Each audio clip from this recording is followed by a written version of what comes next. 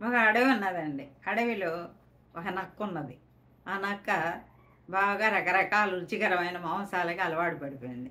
ఎట్లయినా సరే అది రకరకాలుగా తినే అలవాటు బాగా ఉన్నది. అది చంపలేదు, పెద్ద పెద్ద జంతువుల్ని చంపలేదు, చిన్నవాటిని కూడా చంపలేదు. అయితే పెద్ద పెద్ద జంతువులు పులులు సింహాలు అవి తిని పడేసినాయి, ఇది తింటూ ఉంటుంది. అట్లా కాలక్షేపం చేస్తూ ఉంటుంది.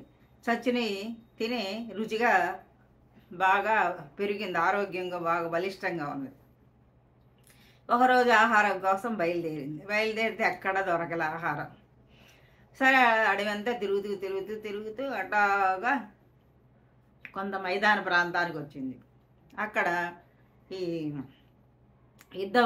యుద్ధం జరిగినట్టుంది. అక్కడ శవాలు అన్నీ ఉన్నాయి, గందరగోళంగా గుర్రాలు ఏనుగులు అన్నీ చచ్చిపోయి ఉన్నాయి. అబ్బా నాకు భలే ఆహారం దొరికింది, అబ్బో గుర్రాలు ఏనుగులు అన్నీ ఉన్నాయి, మనుషులు బాగా తినవచ్చు, చాలా రోజులు తినవచ్చు అని సంతోషపడేటప్పటికి ఒక మోత వినిపించింది. భయపడిపోయింది. అది డమడమా అనే మోత వినిపించింది. ఏంటా మోత అని మళ్ళీ డమడమానే వినిపించింది.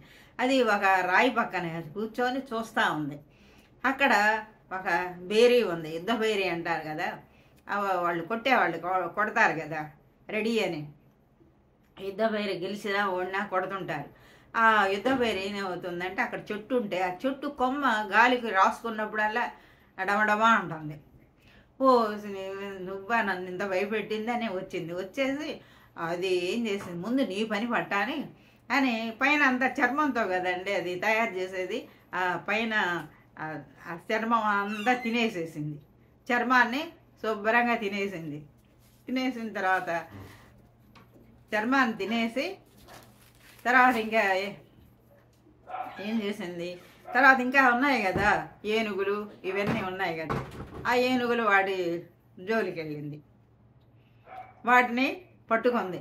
కొన్ని రోజులు ఏనుగులు తింది, కొన్ని రోజులు గుర్రాలు తింది. అట్లాగా తన ఆహారాన్ని అట్లాగా సంపాదించుకు రుచిగా మనుషుల్ని అందరినీ తినేసిందండి. అదండి. అంటే శబ్దానికి భయపడి కొంచెం భయపడింది.